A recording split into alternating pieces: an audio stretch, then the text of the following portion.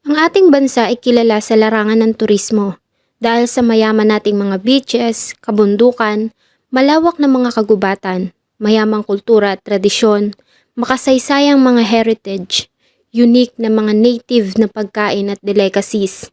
Idagdag pa ang hospitality ng mga Pilipino na siyang dahilan kung bakit dinadayo ng mga turista ang ating bansa taon-taon at siyang isa sa major na contributor sa ating ekonomiya. Ngunit taong 2010 ay isang pangyayari ang nagbigay ng dungis sa magandang imahe ng turismo sa ating bansa dahil sa nangyaring hostage crisis sa Manila na pinanood ng buong mundo. Samahan niyo po akong balikan ang kwento ng nangyaring Manila hostage crisis noong 2010. Nagtugma kaya ang ginawang investigasyon ng ating bansa at ng Hong Kong? Ano-ano ang mga hakbang na ginawa ng ating gobyerno para maayos ang problema? Bago ko po simulan ang ating story, sa mga bago po sa channel ko, please hit the subscribe button at pakipindot na rin po ang ating notification bell para ma-notify kayo sa mga bago nating upload na videos. Si Rolando del Rosario Mendoza ay pinanganak noong January 10, 1955 sa Naec, Cavite at nagtapos ng kolehiyo sa Philippine College of Criminology. Ikinasal at biniyayaan ng tatlong anak na isa na ngayong seaman, call center agent at inspector deputy chief ng Abra Province. Noong April 1981 ay naging bahagi siya ng Philippine National Police Force bilang isang patrolman hanggang sa maging isang police captain. Dahil sa kanyang pinakitang husay at dedikasyon sa kanyang propesyon, ay nakatanggap siya hindi lang isa kundi 17 beses na award dahil sa kanyang bravery at honor. Hanggang noong February ng taong 1986, si Mendoza at ang kanyang grupo ay nagawang mabawi ang van na may lamang 13 crates na punong-puno ng pera na ayon sa kanila ay sinubukan umanong i-smuggle palabas ng bansa. Si Mendoza at ang kanyang grupo ay sinurrender ang shipment sa mga otoridad. At dahil dito, ay tinagurian siyang isa sa 10 outstanding policemen ng ating bansa by the JC's International ng nasabing taon. Ngunit noong April 9, 2008, ay may isang hotel chef na si Christian Calao ang nag-akusa kay Mendoza at sa ilan pang mga officers na umaresto sa kanya dahil umano sa isa lamang parking violation. Ayon kay Calao, ay tinaniman siya ng mga ito ng pinagbabawal na gamot sa kanyang sasakyan at pinilit na gumamit ng illegal na gamot bago siya inakusahan ng adik. Matapos noon, ang mga nasabing officers ay nagdemand sa kanya ng access sa kanyang ATM. Pinakawalan lamang siya ng mga ito na magawang makapagbigay ng kanyang kaibigan ng 20,000 pesos on his behalf.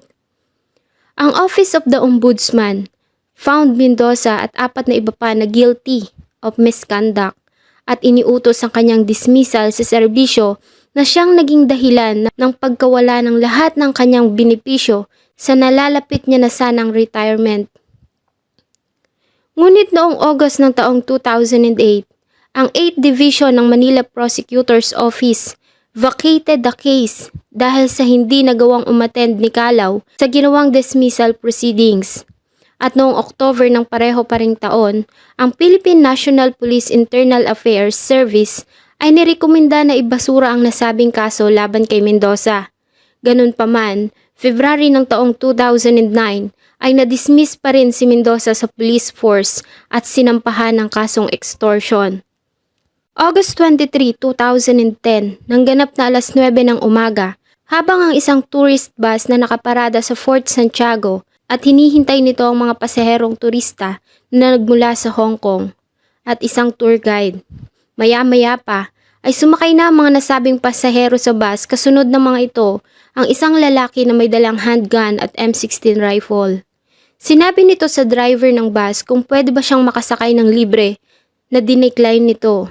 Doon na nito sinabi na sila ay kanya ng mga hostages. Pinosas nito ang kamay ng driver sa steering wheel at iniutos sa mga sakay na sarhan ang kurtina ng mga bintana. Bago nito iniutos na dalhin ang bus sa Rizal Park. Nang bandang alas 10 ng umaga, ay huminto ang bus sa harap ng Quirino Grandstand sa Rizal Park at around 10:30 Ang tour guide na si Masachet Tin Chun ay tumawag sa kanyang agency sa Hong Kong at sa naging conversation nito sa kanilang customer service manager ay sinabi niya na sila ay ginawang hostage. Maya-maya pa ay dumating na ang mga pulis sa area.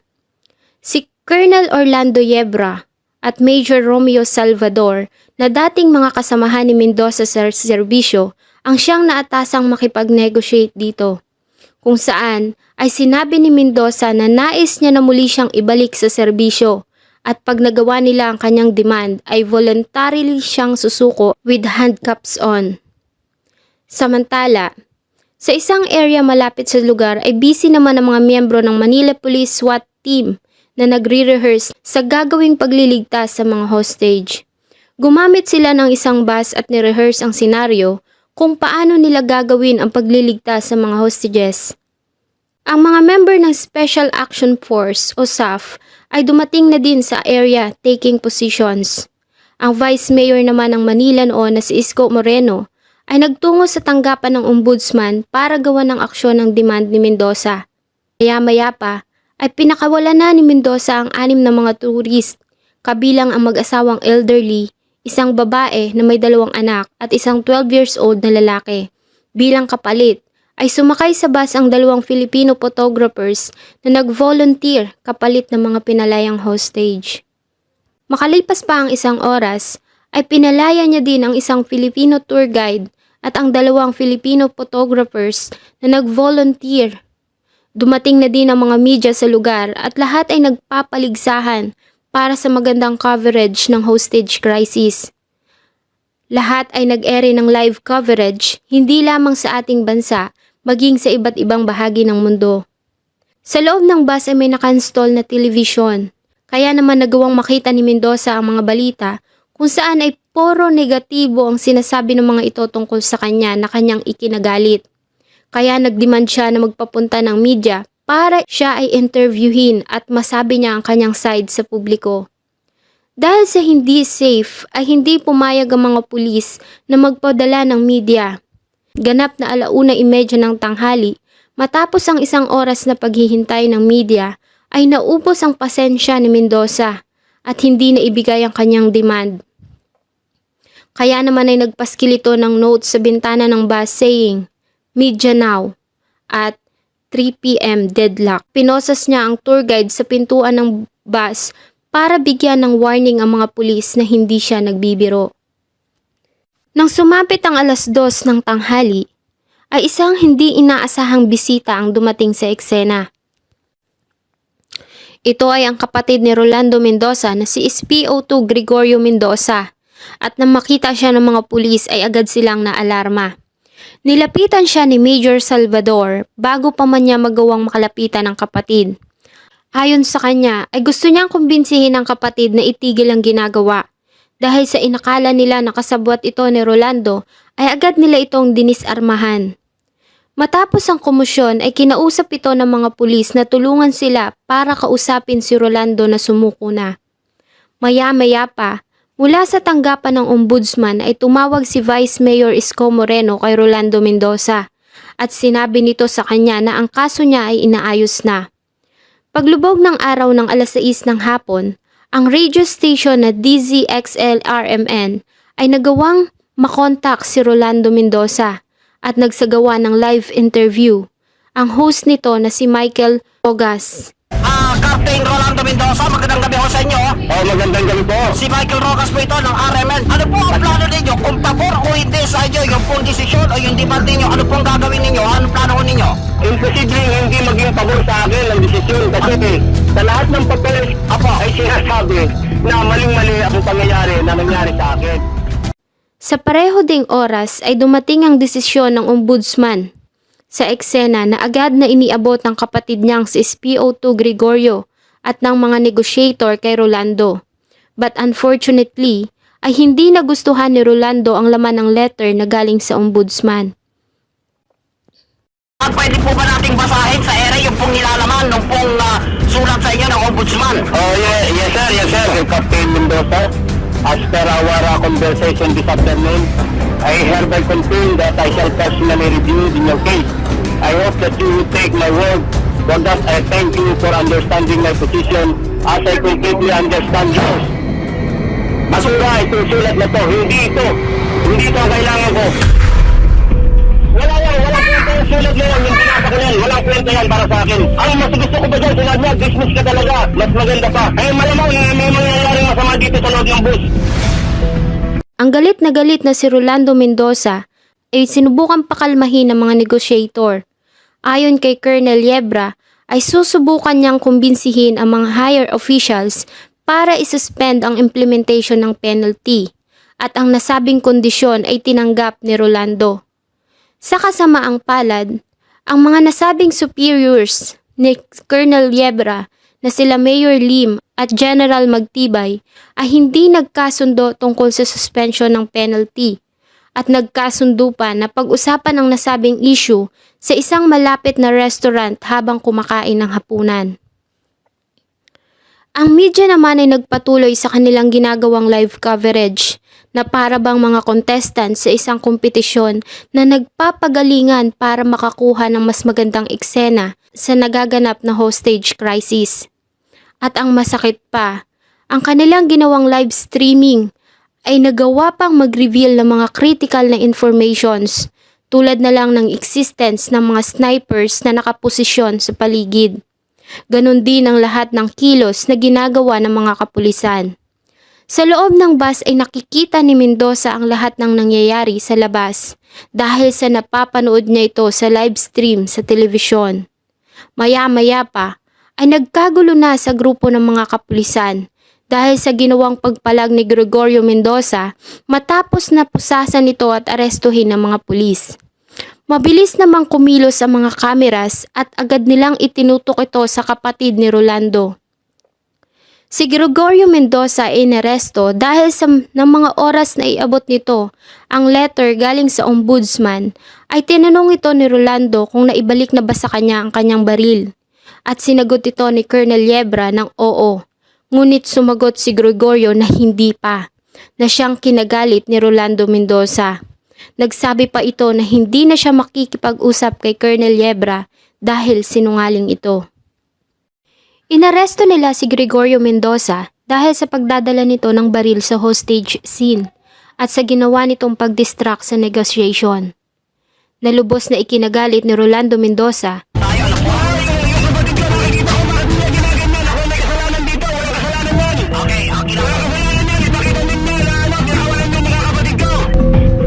at maya-maya pa ay nakarinig na sila ng putok ng baril mula sa loob ng bus.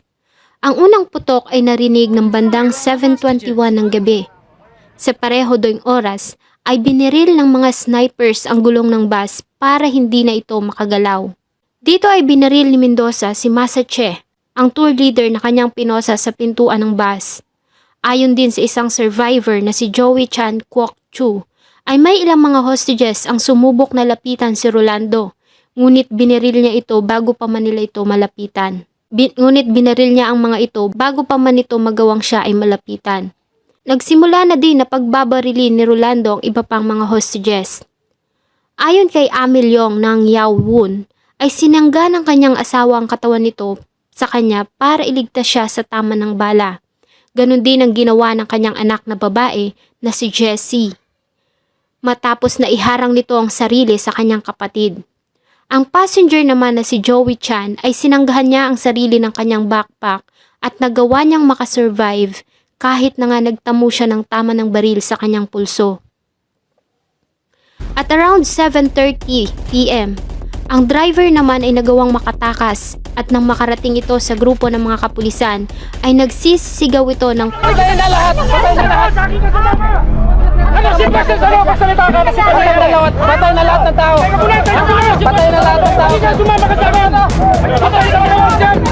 na lahat! Dahil sa naging pahayag nito ay inakala nila na patay na ang mga hostages. Ang Special Action Force o SAF ay nanatiling alerto at naghihintay ng order para kumilos. Ngunit sa kanilang pagkagulat, ang ground commander na si General Magtibay ay naglabas ng utos at imbis na SAF ay ang SWAT ang inutusan nitong gumawa ng trabaho. Na kanila ding ikinagulat Dahil sa lahat ng nandoon ay ang Special Action Force ang mas may kaalaman sa nasabing trabaho. Ganun pa man ay pumasok na ang SWAT sa eksena ng 7:37 p.m. Sinubukan nilang basagin ang bintana ng bus na yari sa plexiglass gamit ang sledgehammer. Ngunit nabigo sila dahil sa matibay ito kesa sa bus na kanilang pinagpraktisan. Samantala, ay pinapanood naman ni Rolando Mendoza ang kanilang ginagawa sa loob ng bus mula sa telebisyon. Dahil sa nabigo na basagin ang mga bintana, ay nagbago ng plano ang SWAT at tinalian nila ang pintuan ng bus bago nila ito itinali sa isang police mobile para mabuksan ang pintuan ng bandang 7:45 p.m. Ngunit unfortunately, ay naputol ang lubid at nabigo pa rin sila na mabuksan ang bus. Matapos ang ilang bigong attempt ay tumanggap sila ng suggestions mula sa media at ang plano ay gamitin ang emergency exit para gawing entrance na siya nilang ginawa habang pinapanood sila ng buong mundo mula sa live stream. Ganon din ang hostage taker na si Rolando. Nang makagawa sila ng opening ay sinubukan nilang makapasok. Ngunit bago pa man sila makapasok ay pinaulanan na sila ni Rolando ng putok ng baril. Buti na lang at walang nasaktan sa mga member ng SWAT. Kahit na nga isa sa kanila ay tinamaan ng bala sa helmet. Dahil bagong ground commander ay naglabas ng bagong utos. At this time ay inatasan niya ang SAF o Special Action Force over the situation. Nang pumasok ang SAF sa eksena, ay agad silang nakabuo ng plano. Nagtapon sila ng 2 canister ng tear gas sa loob ng bus mula sa likuran na siyang naging dahilan para umatras ang nasuffocate na si Rolando mula sa likuran hanggang sa unahan ng bus. Habang ang mga snipers na nakaposisyon sa paligid ay nakatutok ang kanilang mga baril sa loob ng bus. Nang makarating si Rolando sa harapan at mapatapat sa open area, ay agad siyang binaril ng isang sniper. Ang nasabing putok ay tumama sa kanyang ulo na agad nitong kinamatay. Sumunod na pumasok ang mga rescuers at nagulat silang lahat nang makitang may mga buhay pa sa loob ng bus. 6 sa mga hostages ang dinala sa Manila Medical Center Hospital, kung saan ay 2 ang namatay. 2 pa sa mga biktima ang dinala sa Philippine General Hospital habang ang natitirang 7 hostages ay dinala sa Manila Doctors Hospital. 8 mga Hong Kong tourists ang namatay habang 13 naman ang mga survivors. Matapos sa madugong pangyayari, ay agad na naglabas ng utos si former President Benigno Aquino III para magsagawa ng isang imbestigasyon tungkol sa pangyayari. Ang imbestigasyon ay pinangunahan ng Post-Critical Incident Management Committee sa ilalim ng pinagsamang kaalaman ng Joint Incident Investigation at Review Committee na pinangunahan ni former Secretary of Justice Leila de Lima at ng mga prosekusyon na pinangunahan naman ni Shelito Celi.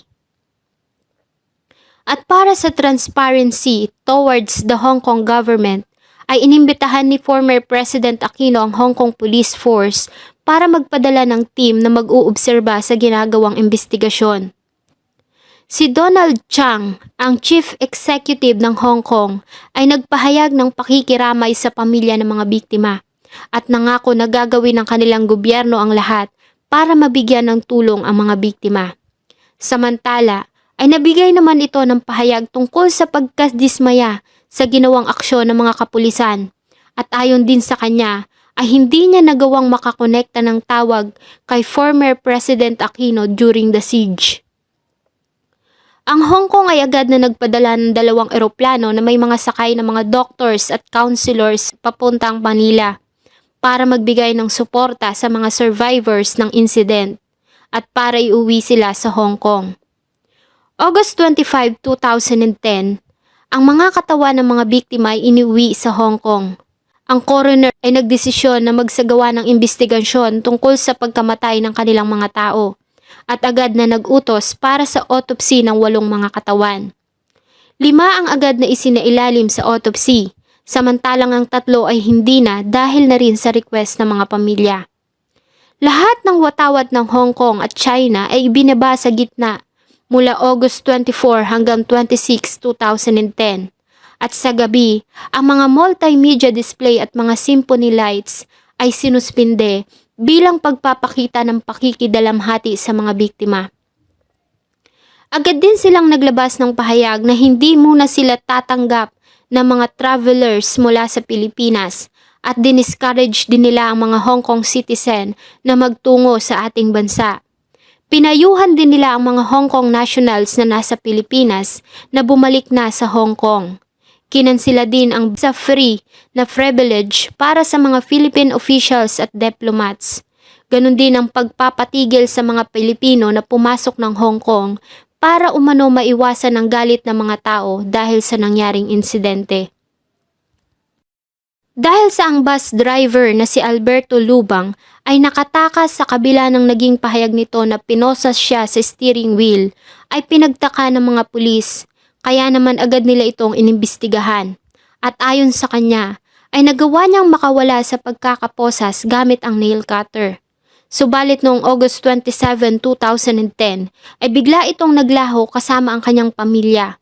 Umalis ang mga ito sa kanilang tinitirhan, subalit humarap naman ito sa ginawang pagdinig ng Investigative Committee noong September 7, 2010. Sa ginawang preliminary investigation, ayon sa kanilang report na inilabas noong August 31, 2010, ang ballistic test ay nagpapakita na ang mga tinamong sugat ng mga biktima ay nagmula sa high caliber weapon na pinaputok within the coach. At ang 65 na na-recover na mga basyo ng bala ng M16 rifles ay nagmula sa coach. 58 dito ay nagmula sa baril ni Rolando Mendoza na nagpapakita na ang lahat ng namatay ay pinatay ni Rolando Mendoza.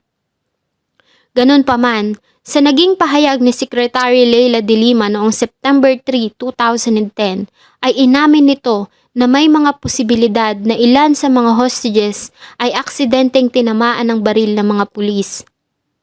Matapos na makumpleto ang ginawang initial inquiry noong September 15, 2010, ay bumiyahe ang JIIRC sa Hong Kong para makapanayam ang mga nakaligtas. Ang nasabing report ay dumaan muna sa Chinese Embassy sa Manila noong September 20, 2010 bago ito inilabas sa publiko. Ang nasabing official report ay nakakita ng 8 mga critical na errors sa ginawang paghandle sa hostage crisis. Una, ay hindi nagawang pakilusin ni Manila Mayor Alfredo Lim ang Crisis Management Committee dahil sa hindi nito nagawang ibigay ang mga critical na informations at operational intelligence, chief negotiator at iba pa. Pangalawa, ay hindi nagawang i-appreciate ng mga otoridad ang demands ni Mendoza dahil sa kawalan ng komunikasyon at pakikialam mula sa Department of Justice. Pangatlo, ay pinayagan ng mga pulis na sumama si SPO2 Gregorio Mendoza sa negotiating team. Pang-apat, ay ang ginawang utos ni Mayor Alfredo Lim na arestuhin si Gregorio Mendoza sa eksena. Pang-lima, ay ang ginawang pag-reject ni Magtibay sa order mula sa Philippine National Police Director na hayaan ang SAF na mag-take over ng situation. Sa halip, ay binigay nito ang trabaho sa SWAT na hindi fully equipped at properly trained sa ganitong mga pangyayari. Ang huli ay ang kawalan ng plano kung ano ang susunod na hakbang pagkatapos ng assault at ang crime scene ay hindi na preserve.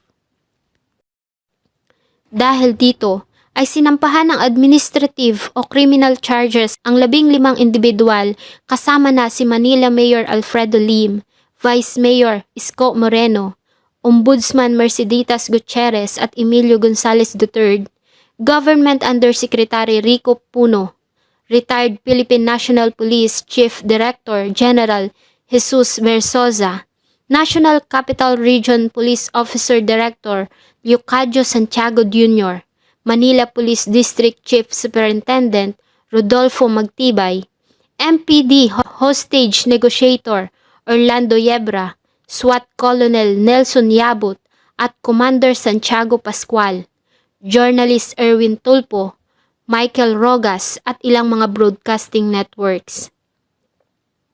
Ang Hong Kong government ay nag-imbita ng 160 na mga representatives mula sa ating bansa para mag-participate sa kanilang investigation na nagsimula noong February 14, 2011. Kabilang dito ang kapatid ni Rolando Mendoza na si SPO2 Gregorio Mendoza, Manila Mayor Alfredo Lim, Vice Mayor Isko Moreno, ilang mga reporters na nag-cover sa insidente, miyembro ng SWAT team at ilang mga forensic experts.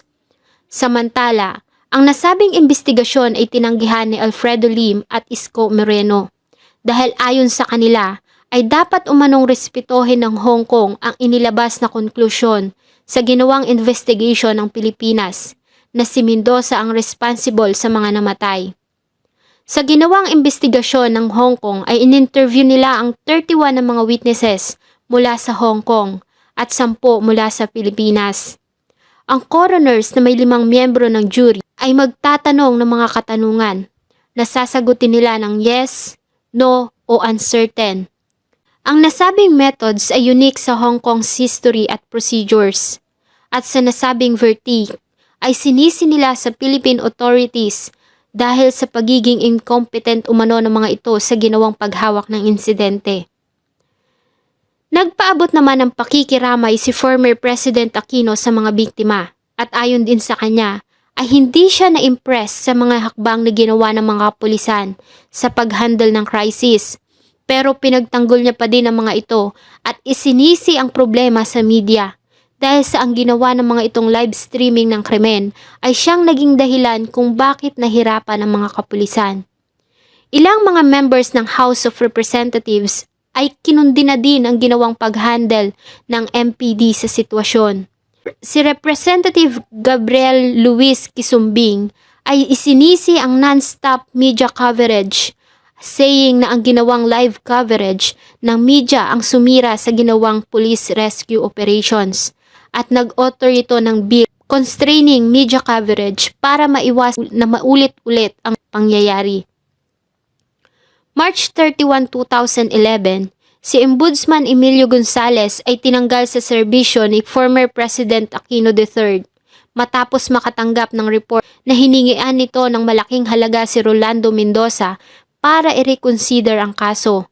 Subalit nagpasa naman ng apela si Gonzales claiming na siya hinusgahang guilty bago pa man magsimula ang investigasyon.